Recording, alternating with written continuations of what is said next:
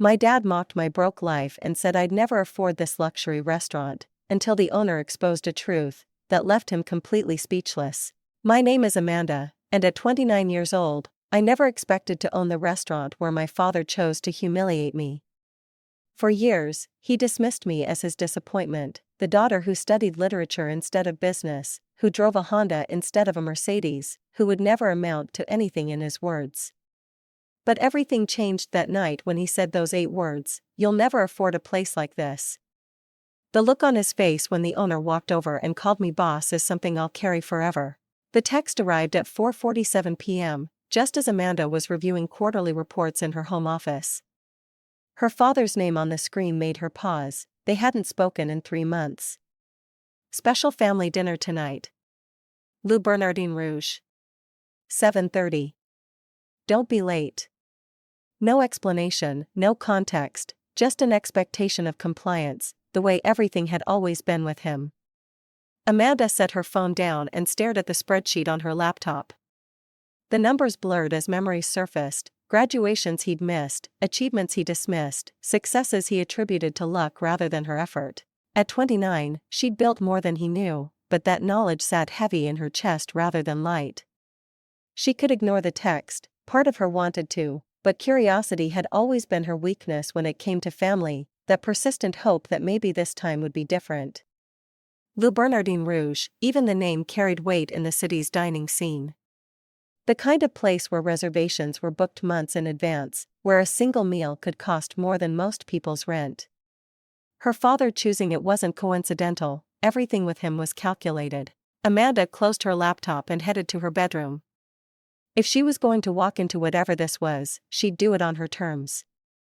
She selected a simple black dress, elegant but understated, paired with the watch she'd bought herself last year, nothing flashy, just quality.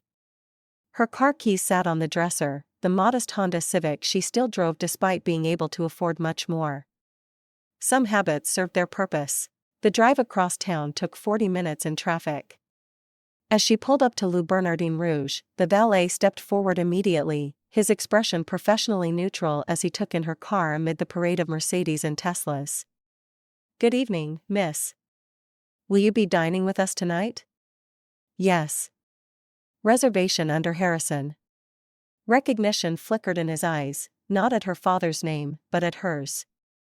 "Of course, Miss Harrison. Welcome." The restaurant's entrance was all glass and gold accents, soft lighting spilling onto the sidewalk. Amanda stepped through the doors into a world of hushed conversations and crystal glasses catching candlelight. The hostess, a woman in her 30s with perfectly styled hair, looked up with a practiced smile that faltered slightly as she took in Amanda's appearance. Nice enough, but clearly not the usual clientele. "Good evening. Do you have a reservation?" "Harrison party."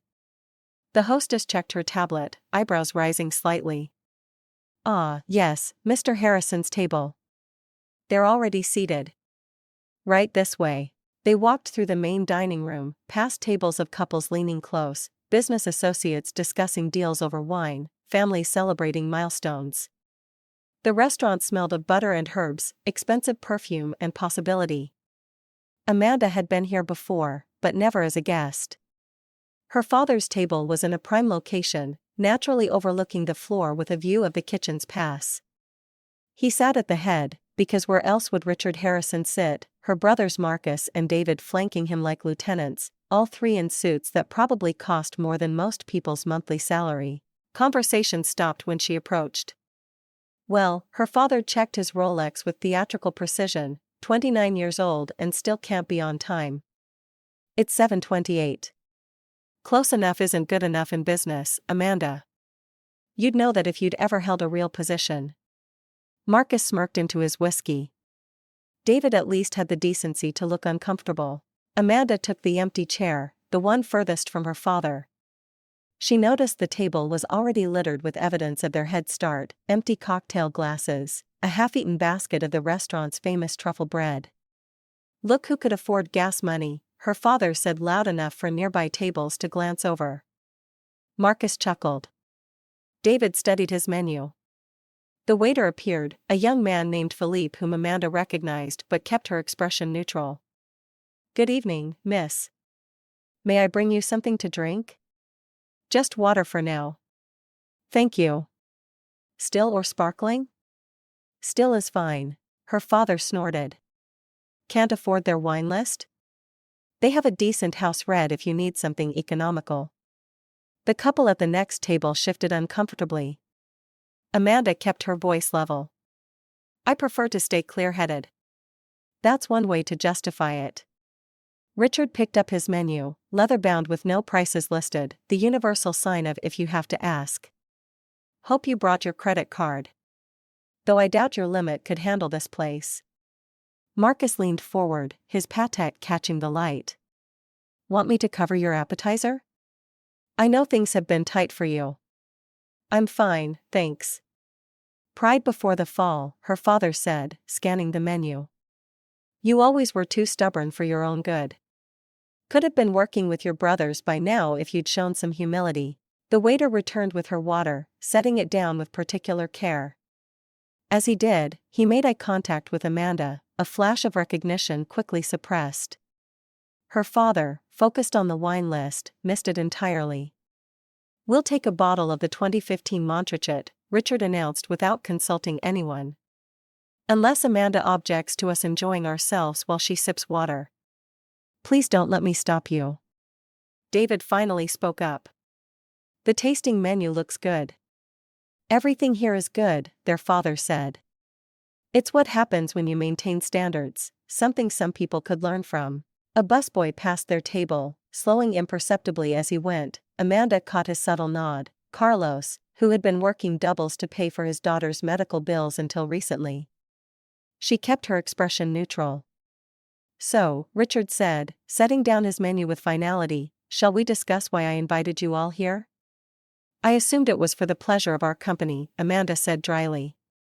Cute, but no. Marcus just closed a major acquisition. Tell your sister about it, son. Marcus straightened, his expression shifting to the pompous satisfaction she remembered from childhood. 3.2 million, boutique hotel chain looking to expand into our markets.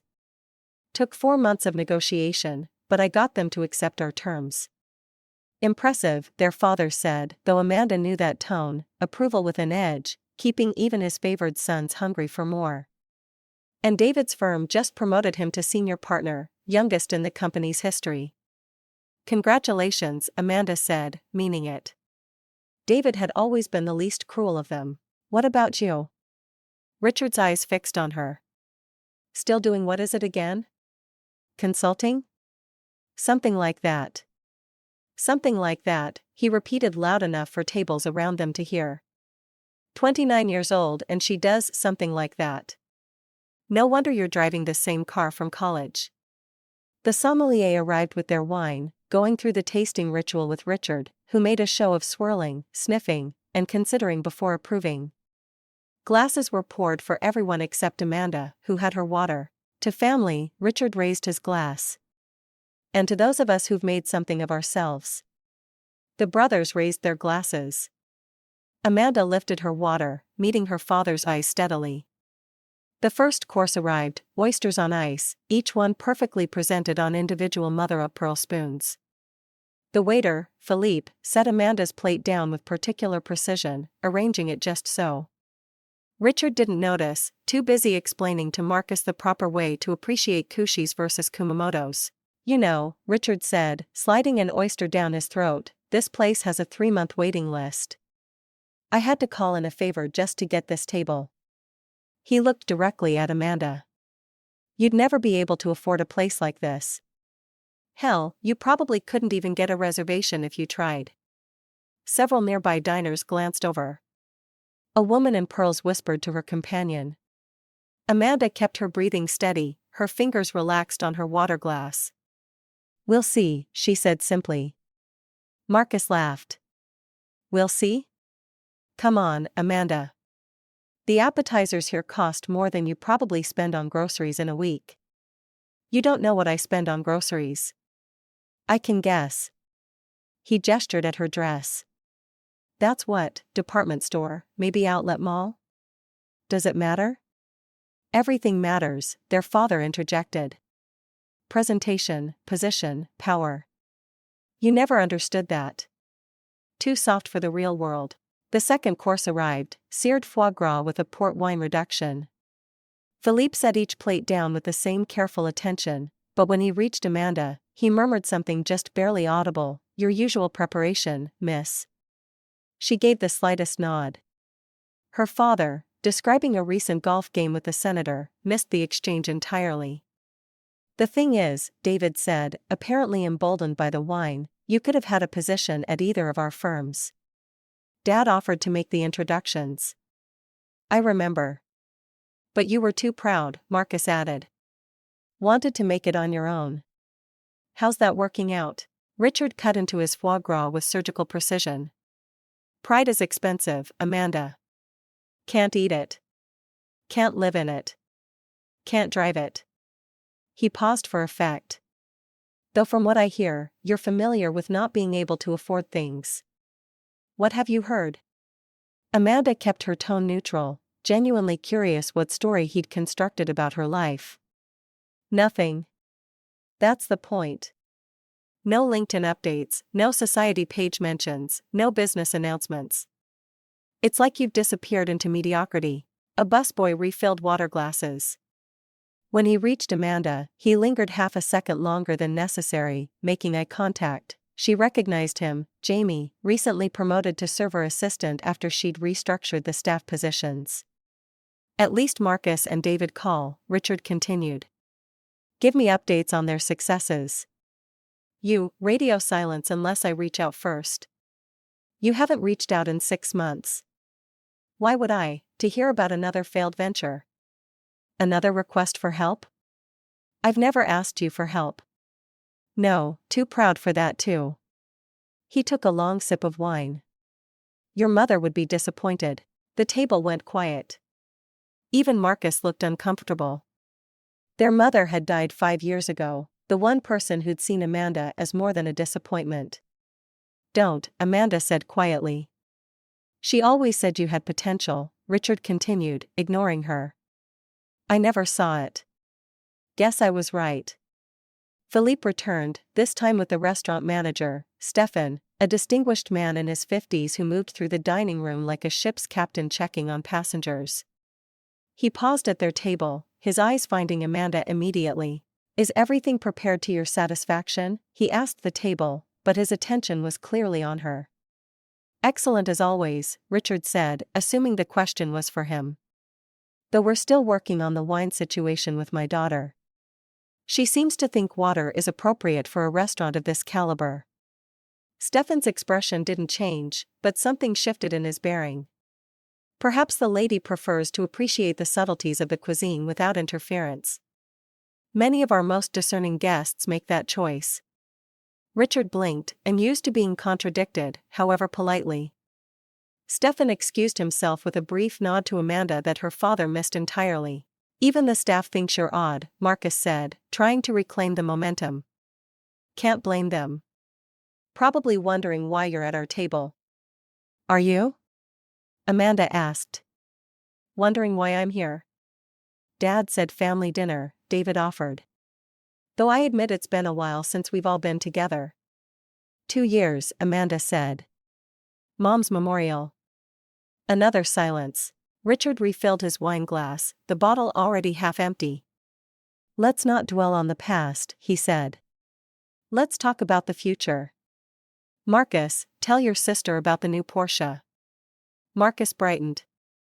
911 Turbo S, custom interior, ceramic brakes, 0 to 60 in 2.6 seconds. "Impressive," Amanda said. "It's in the valet out front if you want to see it later," he offered, then caught himself. "Though I guess you're more of a Honda person." "Nothing wrong with reliability." Richard laughed, not a pleasant sound. "Reliability. That's what people say when they can't afford performance." The main course arrived, Wagyu beef for the men, market fish for Amanda. She'd ordered the fish, but the preparation was different from what was on the menu, pan-seared instead of poached, with a sauce she recognized as Thomas's signature, something he only made for special occasions. "How's your fish?" David asked, seemingly genuine. Perfect. Everything here is perfect, Richard said. That's what money buys: excellence, consistency, respect. He cut into his wagyu, the meat so tender it barely required the knife. Things you'll never experience regularly, Amanda. This is probably your one fancy meal for the year. Maybe two if she saves up, Marcus added, trying to earn another approving look from their father. Amanda noticed several things happening simultaneously. Their waiter Philippe had been joined by two other servers she recognized, Miguel and Antoine. They weren't serving other tables, they were hovering nearby, finding tasks that kept them in proximity. The hostess had walked through the dining room twice, unusual for her position. Stefan was standing by the kitchen pass, watching their table with an expression she couldn't quite read. You know what the difference is between us and you? Richard asked, not waiting for an answer. We understand how the world works. It's about leverage, connections, knowing which hands to shake and which asses to kiss. Eloquent, Dad. Truth doesn't need to be eloquent. You think you're above it all, too pure for the game. But look where it's gotten you, sitting at my table, on my reservation, eating food I'm paying for. Are you? He frowned. What? Are you paying for it? Of course I am. You think they'd let you sign for this? Before Amanda could respond, one of the servers, Miguel, approached with a dessert menu, but instead of offering it to Richard, he placed it in front of Amanda. The chef would like to prepare something special for you if you're interested, he said quietly. Richard's frown deepened. Excuse me. I haven't asked for the dessert menu yet.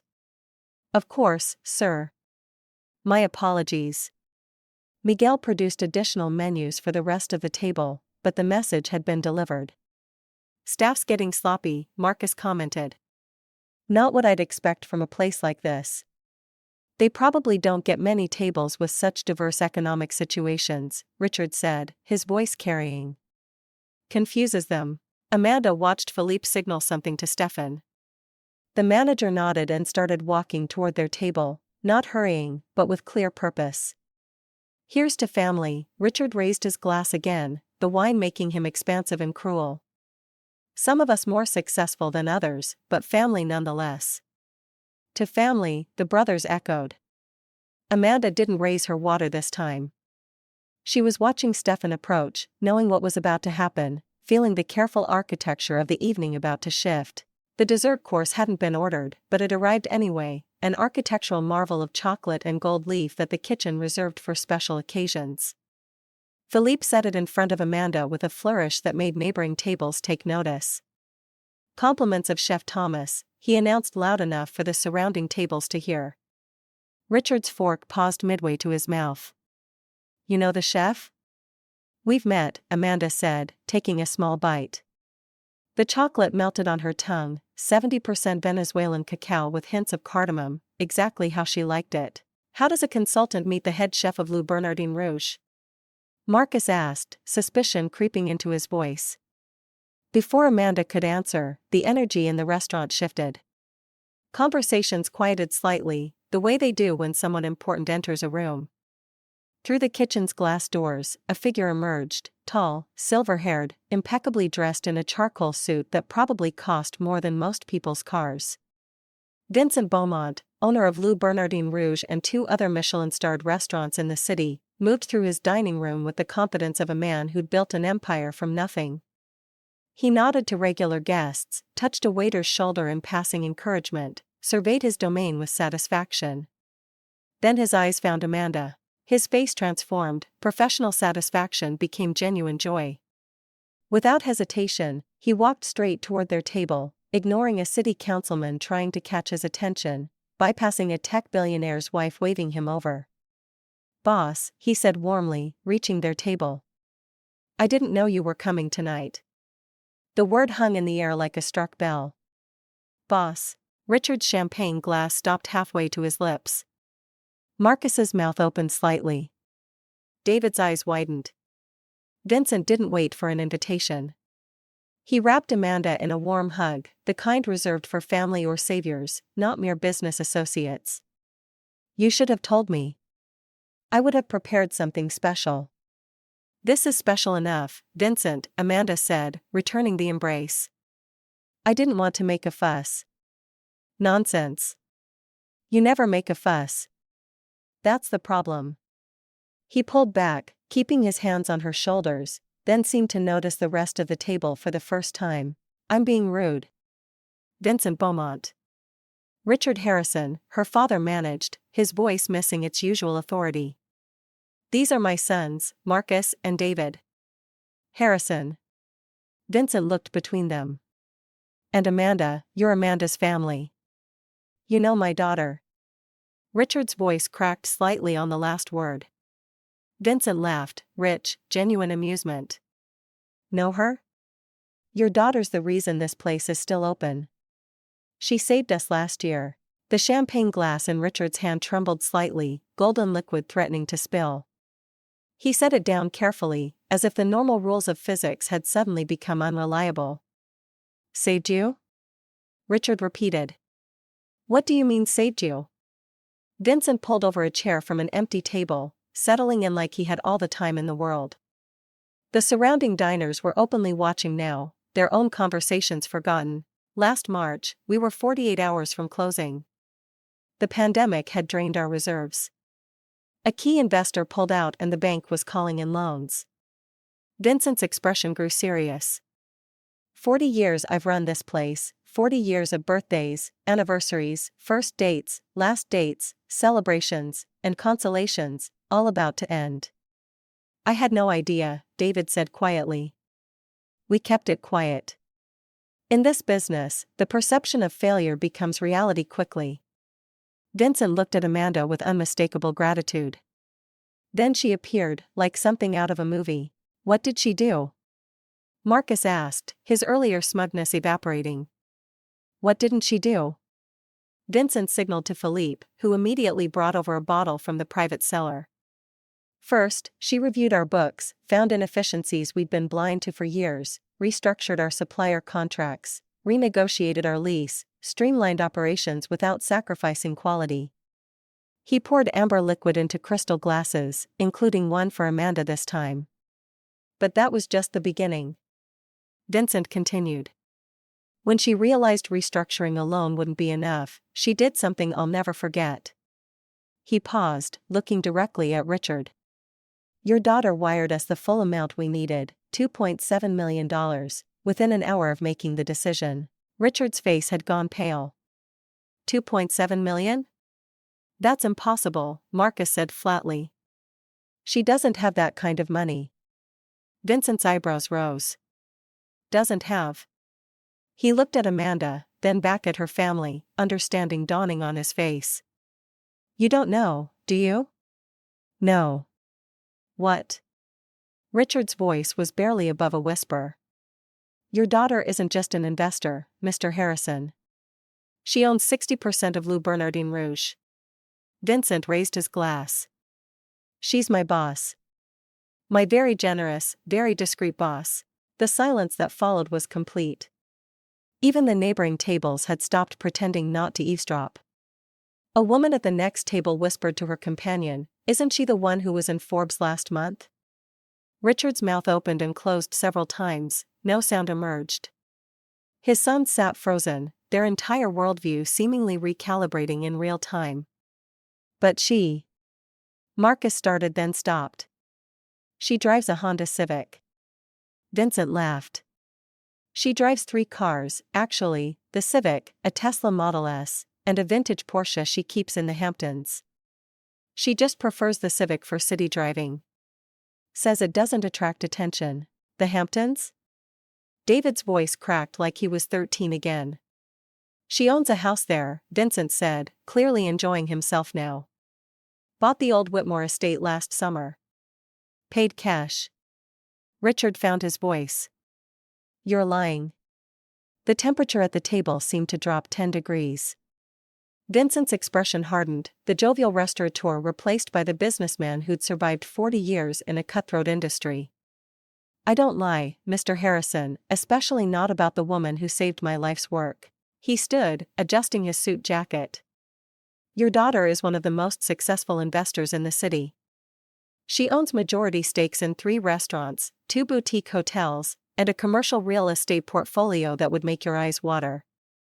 Stefan appeared at Vincent's shoulder, tablet in hand. The journal called again. They want to know if Miss Harrison will agree to the interview about young entrepreneurs reshaping the hospitality industry. I told you, Stefan, I'm not interested in publicity, Amanda said quietly. But it's the Wall Street Journal, Stefan protested. The cover story. Cover story, Richard's voice was strangled. Vincent nodded. They'd been after her for months. The Invisible Empire, how Amanda Harrison built a hospitality fortune while flying under the radar. He smiled at Amanda, though. I suppose your cover's blown now. The waiter Philippe returned with a special dish, one that wasn't on any menu. He set it in front of Amanda with obvious reverence. From Thomas. He says it's your usual. My usual? Marcus said faintly. She has a usual here. Every Thursday, Philippe confirmed, though usually she comes through the kitchen entrance. Says she doesn't want to make a scene. Richard's hand reached for his champagne glass, missed, and knocked over the salt cellar. White crystals scattered across the pristine tablecloth like tiny diamonds. I need some air, he said, starting to stand. Sit down, Dad, Amanda said quietly. It wasn't a request. He sat. Vincent looked around the table, taking in the family dynamics with an expression of dawning comprehension. You really didn't know any of this, did you? You thought she was what, struggling? She never said anything, David managed. Maybe because you never asked, Vincent suggested. In the years since she saved this place, has any of you asked her about her work, her life, her successes? The silence was answer enough. Well, Vincent said, standing. This has been illuminating. Amanda, the Rothsteins are here for their anniversary, table 7. I know you like to send them something special. The 98 Cristal, Amanda said. Tell them it's from a grateful friend. You can afford to give away bottles of Cristal? Marcus asked weakly. Vincent laughed. She could afford to buy the Cristal Company. He paused, looking at Richard. Your daughter, Mr. Harrison, is worth approximately $40 million, conservative estimate. But please continue telling her she'll never amount to anything. It seems to be working wonderfully as motivation. He walked away, leaving a table of stunned faces and one woman calmly cutting into her perfectly prepared fish as if she hadn't just detonated a bomb in the middle of dinner. The silence stretched until a woman from 2 tables over stood and approached. She was elegant, mid-50s, with the kind of presence that commanded boardrooms. Amanda. Amanda Harrison. Amanda looked up, smiled politely. Mrs. Chen, I thought it was you. I wanted to thank you again for the scholarship program. My daughter just got accepted to Cornell's hospitality program because of it. I'm glad to hear that. Mrs. Chen looked at the rest of the table, registered the shock on their faces, and seemed to understand she'd walked into something. I'll let you get back to your dinner. But thank you. Truly. She walked away. Richard watched her go, then turned back to his daughter, this stranger wearing his daughter's face. How, was all he managed. Amanda took a sip of the wine Vincent had poured, a 1947 Chateau d'Yquem that cost more per glass than most people's monthly rent. You want to know how? She set the glass down precisely. Every dismissal, every insult, every time you told me I wasn't good enough, I converted it to fuel. While you were focused on Marcus deals and David's promotions, I was building something real. But 2.7 million, Richard said.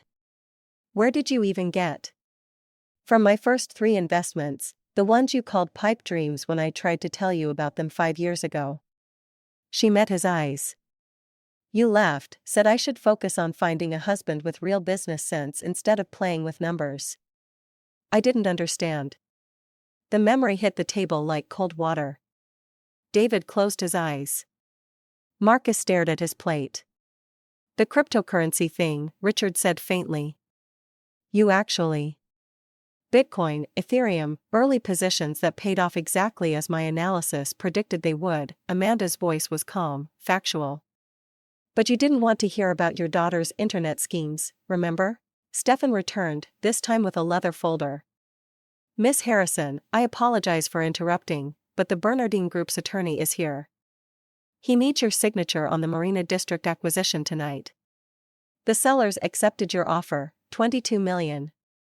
He wants to lock it down before they change their minds. $22 million, Richard's face had gone from pale to slightly green. Tell him I'll be there in 15 minutes, Amanda said. Stefan nodded and departed. The table sat in perfect silence, the kind that follows earthquakes when everyone's waiting to see if the building will stand. Finally Richard spoke, his voice hollow. You're buying the Marina District property. The entire block, actually, 12 buildings. We're going to convert them into affordable housing for restaurant workers. Amanda stood, smoothing her dress. Now, if you'll excuse me, I have business to attend to. Wait, Richard said, half standing. We're not done here. Yes, Amanda said quietly. We are. She walked away, leaving her family surrounded by the wreckage of their assumptions. As the murmur of recognition followed her through the dining room, the invisible Empress finally, reluctantly, revealed. Amanda hadn't made it 3 steps before Vincent intercepted her, placing a gentle hand on her arm. The attorneys can wait 5 minutes, he said quietly. Your family just had their world turned upside down. Maybe they deserve a moment to adjust. Do they? Amanda looked back at the table where her father sat frozen, her brothers whispering urgently to each other. 29 years of moments, Vincent. How many more do I owe them? None. But you're not doing it for them. He squeezed her shoulder. You're doing it for the woman who's too gracious to leave enemies in her wake, even when they've earned it. Amanda sighed. Vincent knew her too well. She returned to the table, sitting back down with deliberate calm. The surrounding diners had returned to their own conversations, though she caught several glances and knew they were now the evening's entertainment. Vincent pulled his chair closer, settling in like a man preparing to tell a favorite story. You want to know something about your daughter, Mr. Harrison? She could have let us fail, could have bought this place for pennies on the dollar in bankruptcy court. That's what any smart investor would have done. Marcus admitted quietly. Exactly. Vincent poured more wine, his movements precise. But Amanda doesn't think like that. She saw 40 employees who'd lose their jobs. She saw an institution that meant something to this city. She saw value beyond numbers on a spreadsheet. Richard found his voice. But she didn't go to business school. She studied literature, for God's sake. Literature and economics, Amanda corrected. Double major. You were at Marcus' lacrosse game during my second graduation ceremony. The accusation hung between them. David shifted uncomfortably. But even so, Richard pressed. How does someone go from that to this? Philippe approached with a new bottle, this one from the truly special reserve. He showed it to Amanda first, not Richard, the 82 Latour. Perfect, Philippe. And please bring the special menu. Special menu? David asked. The one without prices, Amanda said. For our investors and partners, people who don't need to ask. Philippe returned with leather folios different from what they'd seen earlier. He placed one in front of Amanda, then hesitated, looking at the others. They're my guests tonight, Amanda said simply. The waiter distributed the menus. Marcus opened his and his eyes widened. These dishes, they're not on the regular menu. Chef Thomas creates them for our special guests, Vincent explained. Amanda helped design several of them. She has an exceptional palate. Since when? Richard demanded. Since always, Amanda said. You just never noticed, too busy praising Marcus' taste in wine that came from whatever magazine told him what to like. Marcus flushed. That 2015 Montrachet you ordered earlier? Wine Spectator's recommendation of the month. The way you swirled it exactly 3 times, textbook sommelier training video technique. Amanda's voice remained level. There's nothing wrong with learning from others, Marcus, but don't mistake mimicry for expertise. Stefan returned, this time accompanied by 3 members of the kitchen staff. They lined up beside Amanda's chair like soldiers reporting for duty. Miss Harrison, Stefan said formally. The staff wanted to thank you personally. A young woman stepped forward, early 20s, nervous but determined. I am Sada. You paid for my culinary school. I just wanted you to know I graduated top of my class. I heard, Amanda said warmly. Thomas says you're ready for sous chef. Because of you. My family couldn't have afforded it, and the banks laughed at my loan applications. Richard watched this exchange with something approaching shock. You paid for her school? She pays for a lot of schooling, Stefan interjected. 15 students this year alone, the Harrison Hospitality Scholarship, though she insisted we not use her name publicly. 16, Amanda corrected. We added Miguel's son last week. The staff members each thanked her quietly, personally, before returning to work. The dining room had taken notice. Other patrons were whispering, pointing discreetly, recognizing her now. I don't understand, Richard said, his voice smaller than she'd ever heard it. Why didn't you tell us? I tried, Amanda met his eyes. 5 years ago, when I made my first successful investment, I called you. You told me you were busy with Marcus' promotion party. 3 years ago, when I bought my first restaurant, I invited you to the opening. You said you had a golf tournament. I didn't know. Last year, when Forbes wanted to do the profile, I actually considered it, thought maybe if it was in print, if someone else said it, you'd finally see me as something more than the family disappointment. She paused. Then I realized I was still seeking approval from someone whose opinion stopped matching the day he told me I'd never amount to anything. The words landed like physical blows. Richard flinched with each one. Vincent's phone buzzed. He checked it, smiled. Amanda, you'll love this. The Times review just went live. He read from his screen, Le Bernardin Rouge hasn't just survived, it's been reborn under new ownership. The restaurant has rediscovered its soul while elevating its cuisine to unprecedented heights. The mystery investor behind this transformation has created something rare, a place where commerce and compassion coexist. New ownership, Marcus repeated. That's you. Majority ownership, Vincent corrected. She insisted I keep 40%. Said the heart of a restaurant should always belong to the person who loves it most. That's. David paused, searching for words. That's actually beautiful. Your sister has a lot of beautiful ideas, Vincent said. Like the program where we hire formerly homeless individuals, give them training and stable employment, or the partnership with the women's shelter, providing meals and job placement. You do all that? Richard asked. She does more. Stefan said, returning with a tablet. Miss Harrison, I apologize, but the mayor's office is online too, about the food security initiative. Tell them Monday, Amanda said. The mayor? Marcus said faintly. She's heading the city's new program on restaurant sustainability and food waste reduction, Vincent explained. Revolutionary stuff. Other cities are already asking for the blueprint.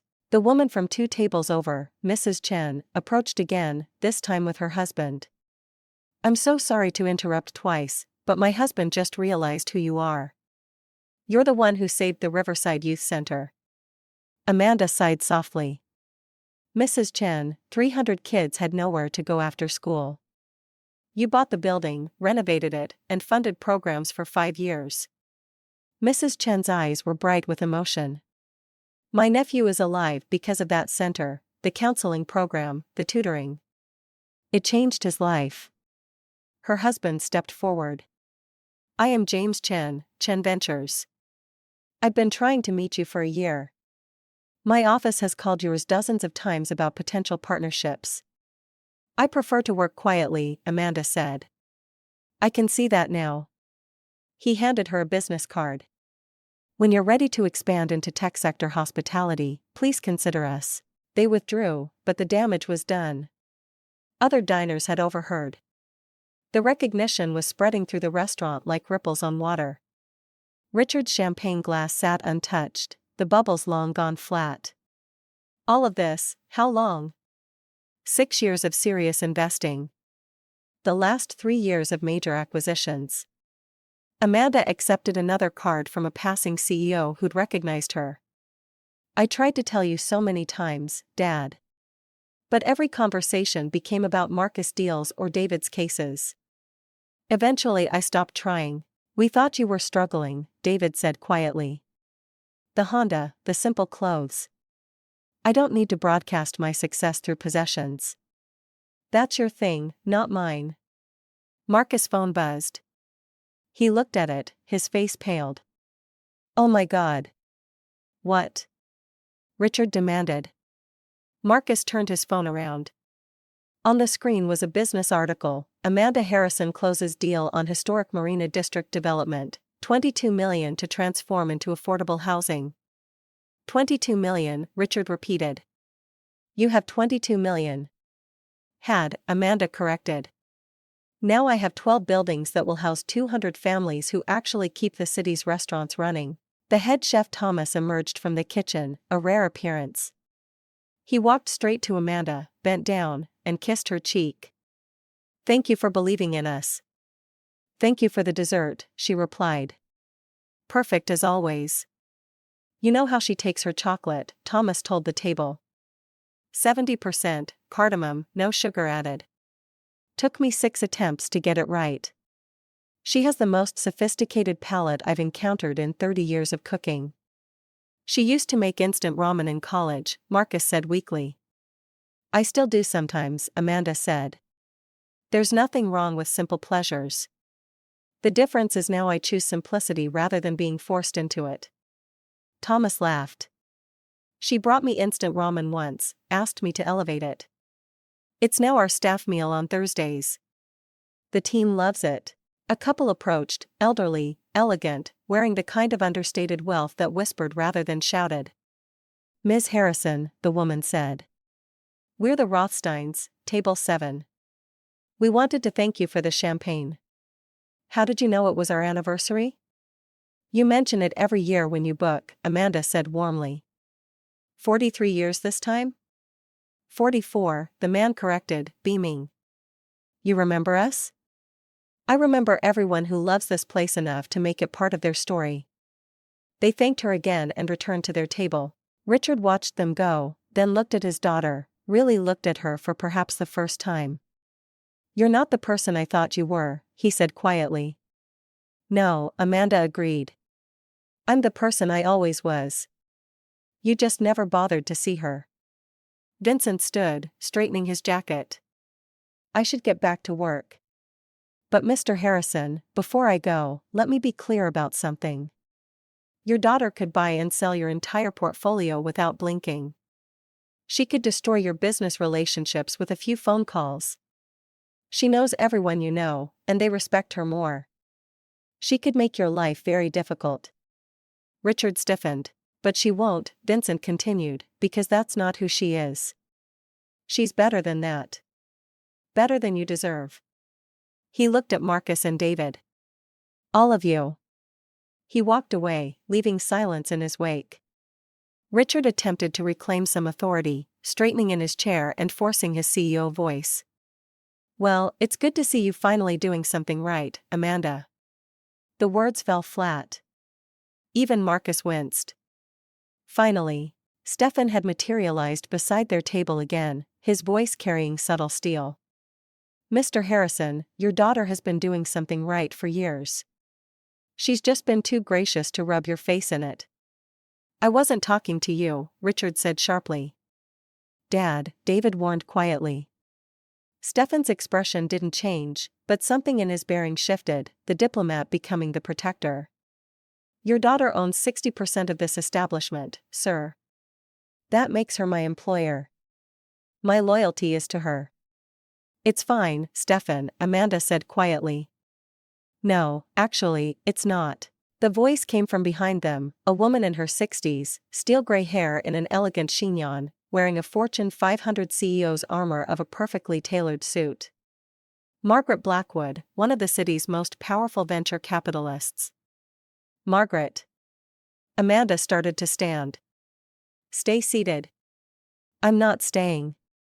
Margaret looked at Richard with a kind of disdain usually reserved for badly prepared presentations. I've been watching this embarrassment of a dinner for the last hour.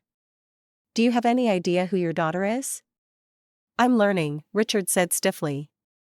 No, you're not. You're sitting there trying to figure out how to make this about you. Margaret's voice could have frozen champagne. Your daughter is the reason 3 of my portfolio companies survived the pandemic. She connected them with suppliers, restructured their operations, and invested her own capital when mine was tied up in legal battles. She never mentioned. Of course she didn't. Amanda doesn't do anything for recognition, unlike some people who need their name on every deal, every building, every press release. The contempt in Margaret's voice was surgical. Harrison Commercial Development, isn't it? I've seen your work. Mediocre returns, conservative strategies, riding on relationships your father built. Richard's face flushed dark red. How dare you? I dare because I've earned the right, 40 years building real businesses, not just shuffling paper and calling it development. Margaret placed a hand on Amanda's shoulder. Your daughter has done more for the city in 3 years than you've done in 30. The difference is she doesn't need everyone to know it. She leaned down, kissed Amanda's cheek. Tuesday meeting still on? 2 o'clock? Amanda confirmed. Perfect. We'll discuss the Singapore expansion then. Margaret straightened, looking once more at Richard. You're sitting at that table because she allows it. Remember that. As Margaret walked away, other diners began approaching, not all at once, they had too much class for that, but in steady succession. Each one had a story about Amanda, an investment that saved their business, advice that changed their trajectory, a connection that opened doors. Miss Harrison, you probably don't remember me, but you gave a talk at Columbia Business School last year, changed my entire approach to sustainable investing. Amanda, darling, I didn't know you were here, thank you again for connecting me with the Shanghai distributors. Miss Harrison, the refugee employment program you funded has placed 200 people in living wage jobs. With each interruption, Richard seemed to shrink. His sons watched the parade of gratitude with growing amazement. Philippe returned with the check housed in a leather folio that he placed deliberately in front of Amanda instead of Richard. Excuse me, Richard said, reaching for it. I'm handling this. Philippe didn't release the folio. I'm sorry, sir, but the check has already been signed. Amanda opened it, signed with a flourish, and added a number that made Marcus, peering over, gasp. That tip? That's more than the entire meal. The staff pools tips, Amanda said. That's enough to give everyone a good night, including the kitchen crew who don't usually see gratuities, but it's thousands of dollars. It's Thursday, David said. They're all working doubles to cover the weekend rush. They've earned it. Richard tried one more time to assert control. This is ridiculous. I invited you here. I make the decisions about, Mr. Harrison. Vincent had returned, and this time he wasn't alone. The entire senior staff stood behind him, Stefan, Philippe, Thomas, the sommelier, even the junior servers. With respect, you're in Ms. Harrison's house now. This is her table, her staff, her restaurant. You're here as her guest, whether you realized it or not. That's not how this works, Richard sputtered. Actually, it is. A new voice, the attorney who'd been waiting, a sharp-dressed man carrying a briefcase worth more than most cars. Miss Harrison, I apologize for intruding, but the sellers are getting nervous. $22 million is a lot of money to leave on the table. $22 million? Richard repeated, the number seeming to break something in him. The Marina District acquisition, the attorney explained, misreading Richard's shock as interest. 12 buildings, mixed commercial and residential. Ms. Harrison is converting them to affordable housing for hospitality workers. Revolutionary project. It's going to be the model for similar programs nationwide. He set documents on the table. Amanda signed them efficiently, without drama, like she was signing a grocery receipt. "Congratulations," the attorney said. "You've just changed hundreds of lives." As he left, Richard's carefully constructed world finally collapsed. His face creased, then paled, then flushed again. "This is impossible. You can't have this kind of money. You can't be this person." "Why?" Amanda asked simply. "Because you decided long ago that I was worthless? Because Marcus was the smart one and David was the talented one and I was just, despair." "That's not, Amanda will be lucky to marry well," Amanda quoted him verbatim. "Your words, Dad." "My college graduation party. You told your golf buddies I'd probably end up as someone's secretary if I was lucky." David closed his eyes. Marcus stared at his plate. "I remember," Amanda continued. "Because that was the night I decided to stop seeking your approval. Best decision I ever made." The restaurant had gone quiet around them, not silent, too well bred for that, but the kind of hushed attention that meant everyone was listening while pretending not to. "You want to know the funny part?" Amanda stood, smoothing her dress. "I bought Marcus Company's building, the one his firm leases. I'm literally his landlord. And David's firm, they're using my conference facilities for their annual partner retreat because I own the resort they booked."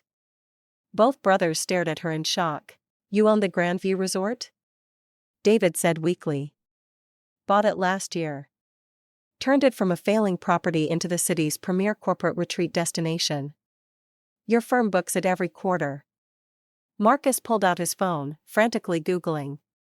His face went white. "Harrison Holdings LLC, that's you." "One of my companies, yes. But we just signed a 5-year lease. The terms were incredibly favorable. We thought the owner was an idiot for accepting them." "Not an idiot," Amanda's smile was sad. "Just a sister who didn't want to see her brother's firm fail because of overhead costs." "You could have told me," he said. "Would you have accepted help from your little sister? Or would your pride have demanded you refuse?" David's lack of response was admission enough. Richard stood abruptly, his chair scraping against the floor. "I need air." "Sit down, Richard." The command came from Vincent, sharp enough to cut. "You wanted to have dinner with your daughter. You're having dinner with your daughter. The only difference is now you know who she really is." Richard sat, all fight gone. Vincent continued. "Your daughter could destroy you. One word from her and every restaurant in this city would refuse your reservations. Every private club would find your membership under review. Every business connection you value would have to choose between you and her. And trust me, they'd choose her." "Vincent," Amanda said quietly. "No, he needs to hear this." Vincent's accent, usually carefully controlled, grew stronger with emotion. "This woman saved my life's work. She saved my employees' futures. She did it without asking for recognition, without demanding control, without any of the power plays that men like you consider normal business." He gestured around the restaurant. "Look at this place. Look at what she's built, not inherited, not given, not married into, built with her own hands, her own mind, her own capital." A woman at a nearby table stood and began clapping, slowly, deliberately. Others joined. Within moments the entire restaurant was applauding, for Amanda, for the revelation, for the comeuppance they'd witnessed. Amanda stood, embarrassed. "Please, this isn't necessary." But it continued until she raised a hand and the room quieted. "I should go," she said. "The attorneys are waiting." "Amanda," Richard said, his voice broken. "Please." She looked at him, this man who'd made her feel small for so many years, now small himself. "What do you want me to say, Dad? That it's okay? That we can pretend this dinner didn't happen? That we can go back to you dismissing me while I pretend it doesn't hurt?" "I didn't know," he said weakly. "You didn't want to know. There's a difference." The senior staff had formed an informal honor guard, creating a path for Amanda through the dining room. She hadn't asked for it, they'd simply decided that this moment, this exit, deserved ceremony. Wait, Richard said, standing unsteadily. You can't just leave. Actually, I can. Amanda turned back to face him one last time. That's what financial independence means, Dad. I don't have to stay anywhere I'm not valued. But we're family, Marcus said, finally finding his voice. Are we? Amanda asked. When was the last time any of you called me just to talk, not to gloat about your successes or complain about your problems, but to actually ask about my life? The silence answered for them. David stood slowly. I'm sorry, Amanda. I should have been a better brother. You were never cruel, David. That's something. She softened slightly. Your firm does good work. That's why I made sure you got favorable lease terms. You could have told me, he said. Would you have accepted help from your little sister? Or would your pride have demanded you refuse? David's lack of response was admission enough. My building, you're my landlord. Your firm's landlord, and I've been very accommodating, below market rent, flexible terms, renovations at my expense. Amanda's voice held no warmth for him. More than you deserve after years of treating me like a failure. Hey sis, need me to spot you $20? Amanda quoted him verbatim. Amanda probably can't afford to chip in for Dad's birthday gift. Must be nice to have no real responsibilities. Should I continue? Marcus flushed deep red. Vincent stepped forward. Miss Harrison, your car is ready. My car, Richard said, the Honda. No, the other one. They walked as a group toward the entrance, Amanda leading, her family trailing behind like lost children, the staff maintaining their protective formation. Other diners stood as she passed, acknowledgement of what they'd witnessed.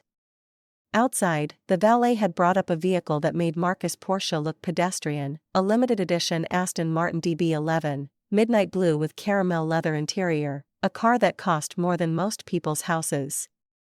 This is yours. Richard's voice cracked. Birthday present to myself last year. Amanda accepted the keys from the valet who handled them like holy relics. Ms. Harrison, the valet, a young man named Antonio, said quietly, thank you again for the scholarship. I start at Cornell in the fall. Study hard, Antonio. The industry needs people like you. She tipped him a bill that made his eyes widen, then turned back to her family. You could have told us, Richard said again, desperately, about any of this. I tried, Dad. For years I tried. But every conversation became about how I was wasting my potential, how I should be more like Marcus, how I'd never amount to anything without your guidance. She opened the car door. Eventually I realized something important. What? Your approval was the only thing holding me back. The day I stopped seeking it was the day I became unstoppable. Amanda, please. Richard stepped forward. Can we start over? Start over? She laughed, but there was no humor in it. You mean now that you know I'm rich? Now that I'm worthy of your respect? That's exactly what this is. If I were still the daughter you thought I was, struggling, ordinary, unsuccessful, would you want to start over? Or would you have ended this dinner with another lecture about my failures? Richard's silence was damning. I thought so. Amanda slid into the driver's seat, the leather embracing her like it was made for her, which it was, custom ordered. David approached the window. Amanda, for what it's worth, I'm proud of you, not for the money, for becoming who you are despite us. She looked at him for a long moment. Thank you, David. That actually means something. Will we see you again? I don't know. Maybe when you can see me as a person instead of a bank account or a disappointment. She started the engine, 12 cylinders purring to life. Vincent has my contact information. When you're ready to know your sister, instead of your assumptions about her, reach out. This changes everything, Marcus said. No, Marcus. It changes nothing. I'm the same person I was an hour ago. The only difference is now you know that person has value by your metrics. She shifted into gear. The question is whether you can value me by mine. Your mother would want us to reconcile. Richard made one last attempt. Amanda's hands tightened on the steering wheel. Mom saw me, Dad, really saw me. She would have been proud of what I built, but more importantly she would have been proud of who I've become. Can you say the same? He opened his mouth, closed it, had no answer. Goodbye, Dad. She pulled away from the curb, the Aston Martin disappearing into the river of city lights. The family stood on the sidewalk, watching her tail lights vanish, the restaurant glowing behind them like a temple to their hubris. Vincent emerged, standing beside them. Gentlemen, I believe you've already settled your bill. She didn't have to pay, Richard said numbly. No, she didn't have to do anything. That's the point. Vincent turned to go back inside, then paused. You know what the saddest part is? She would have given you everything, her success, her connections, her love, if you'd just seen her as enough. Instead you made her believe she was nothing. So she became everything. And you missed it all. He left them there, 3 men in expensive suits standing outside a restaurant they could barely afford, while the woman they dismissed drove away in a car worth more than their pride. Inside the restaurant, the staff gathered at the windows, watching Amanda's departure. Philippe turned to Stefan. Think they'll learn?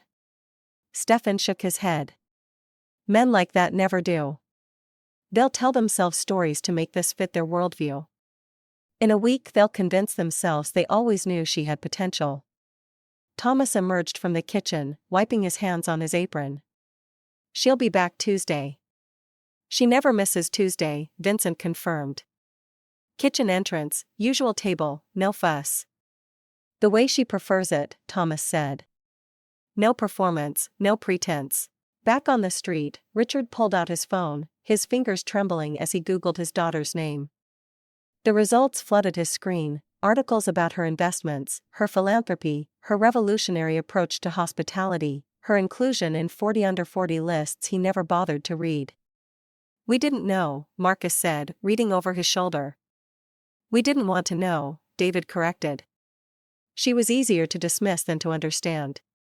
Richard found a photo, Amanda at a charity gala he hadn't known about, wearing a gown that made her look like royalty, standing between the mayor and a Fortune 500 CEO, all 3 laughing at some shared joke.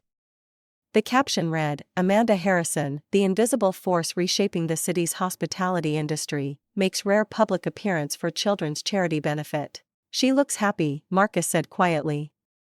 She looks free, David corrected. Richard stared at the photo of this stranger who was his daughter, this success story he'd missed writing, this woman who'd become everything he'd said she couldn't be. His phone rang, Vincent's name appeared on the screen. Mr. Harrison, I thought you should know. Amanda asked me to tell you something. What? She said the reservation next Thursday is still in your name, same time, same table. If you want it, she did. She also said to tell you the price doesn't matter. It never did. What matters is who shows up, the father who sees what he expects, or the one who's ready to see who she really is. The line went dead. Richard looked at his sons, then back at the restaurant, his daughter's restaurant, and made the first honest admission of his life. Next Thursday, he said quietly. All of us? David asked. All of us. But different this time. How? Marcus asked. Richard pocketed his phone, looked once more at the restaurant, and answered, I don't know, but we start by shutting up and listening. Inside Le Bernardin Rouge, Amanda's table, the owner's table, sat empty but waiting, set for someone who might never come or might arrive transformed. The candle at its center flickered like hope, small but steady, refusing to be extinguished. Vincent stood beside it for a moment, adjusting the placement of a fork that didn't need adjusting, then smiled sadly. She'll give them another chance, Stefan said, joining him. She always does. It's her weakness and her strength. Think they'll take it? Vincent looked toward the door where the Harrison men had stood, broken and bewildered, their world reordered in the span of a dinner. Men like that rarely change, Stefan. But sometimes, rarely, they surprise you. He straightened the already perfect table setting once more. "We'll set the table next Thursday, just in case." The restaurant hummed around them, conversations resuming, wine flowing, food arriving in perfect choreography, life continuing despite the drama that had just unfolded. In her Aston Martin, 10 blocks away and accelerating into the night, Amanda Harrison drove toward her real life, the one she'd built dollar by dollar, decision by decision, without anyone's permission or approval. Her phone buzzed with messages, the attorney confirming the deal was closed, Margaret Blackwood about Tuesday's meeting, 3 CEOs who'd been at the restaurant tonight suddenly eager to connect. She ignored them all, driving toward her penthouse apartment that her family didn't know existed, in a building she owned that they'd never heard of, toward a life they'd never bothered to imagine she could have. The city lights blurred past like possibilities, each one a reminder that she'd made it, not despite them, but because their dismissal had taught her to dismiss their opinions in return. Her phone rang, David's number. She let it go to voicemail, then played it on speaker. "Amanda, it's David.